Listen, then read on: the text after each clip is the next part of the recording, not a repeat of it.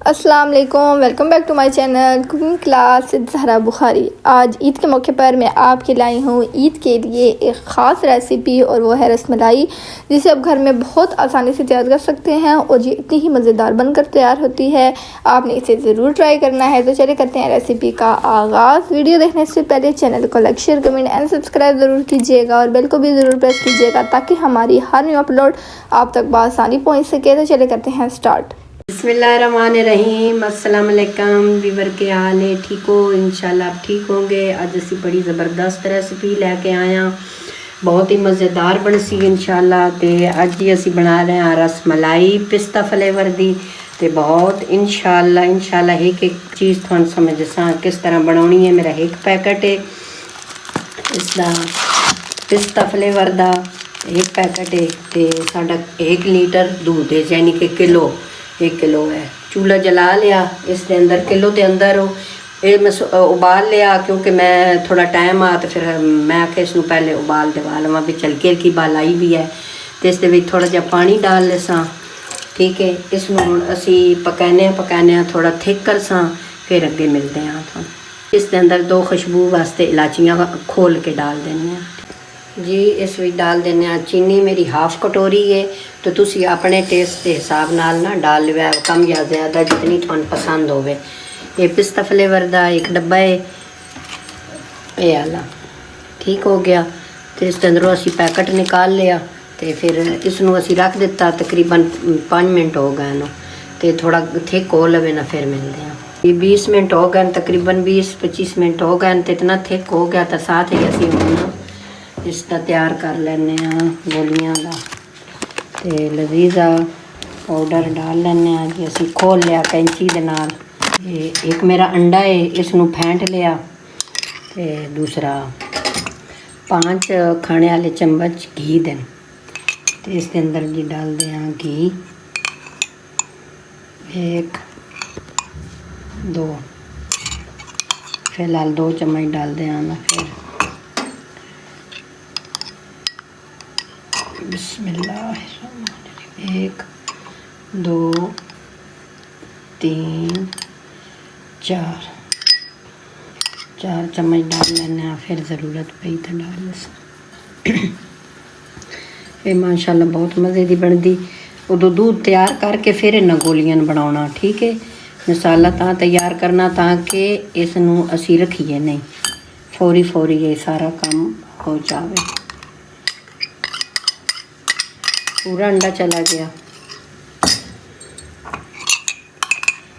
तो घ्यो भी पूरा चला गया, ठीक हो गया। इसकी असी गोलियां बना लेंगे। बस इतना कर लेना सही, ज़्यादा मल के इसकी गुनाई नहीं करनी, ठीक है। इलाचियाँ का फ्लेवर आ गया, इलाचियाँ निकाल लेने। अगर पाउडर होवे तो वो सब तो अच्छा है, ठीक हो गया। ये वाली चम्मच जी घी वाली, तुसी ऑयल भी डाल सकते हो। इस तरह करके छोटे छोटे बाउल बनाने, ठीक है, क्योंकि अगे भी जाके इन्हों के उत्ते क्रैक नहीं होने चाहिए। बिल्कुल गोल चाहिए बनानियां इस तरीके ना। साथ ही अंदर डाल दिया मैं ना, इस तरह सारियां बना लेनियां छोटियां छोटियां। इसनों पहले बना के नहीं रखना, नहीं तो थोड़ी रसमलाई बिल्कुल सख्त बन सी, सॉफ्ट नहीं बनन लगी। ये खुद ब खुद ही उत्ते आउनियां वैसन। मिनट तो इसनों छेड़ना भी नहीं, 1 मिनट तो बाद इसकी जी आँच है ना वो फुल रखनी, ठीक है। 1 मिनट तो उस तो बाद 1 मिनट तो बाद मिलते हैं। 1 मिनट तो बाद ना इसनों इस तरह करके इस तरह करना, जाली वाले नाल ना है वाली चीज़ करके ना इस तरह। देखो ना फुल के कितनियां बढ़िया हो गई हैं माशाल्लाह। चम्मच डाल के वेख लिया ना टूटन ना, इस तरह पलटा दिया ताकि दोनों साइडा तो हो गए।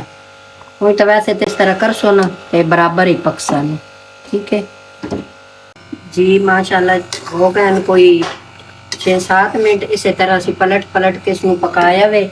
इसनों असी 6-7 मिनट छोड़ देने। इस तरह बिल्कुल हल्की स्लो आंच पे सारा काम करना, ठीक है। पहले शुरू में तेज आंच रखनी 1 मिनट, फिर दरमियानी आंच पे। हुण बिल्कुल हल्की करके इसे ना 5-6 मिनट वास्ते छोड़ देने इंशाल्लाह जी। 20 मिनट गुजर गए नो रसमलाइयाँ डालने दे बराबर इतना टाइम हो गया। वेखो कोई टुट्टी नहीं, सारियां माशाल्लाह कितनियां डबल ट्रिपल हो गई सारियां इसे तरह ते इतनियां मज़े दियां बन के तैयार हुई। ते दूसरी गल मैं तुहानू नाप दसना सी घी दा कि मेल्ट होया तुसी कितना कितना नाप करना, ज़्यादा फुल नहीं भरना, इतना इतना नाप करना चम्मच दा, ठीक है। ज़्यादा फुल भर के नहीं लेनी।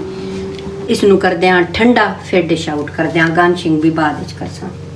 ईद दी बहुत बहुत बहुत ज़्यादा मुबारक हो। अल्लाह पाक तुहानू सेहत देवे, अल्लाह हज़ारों खुशियाँ नसीब करने।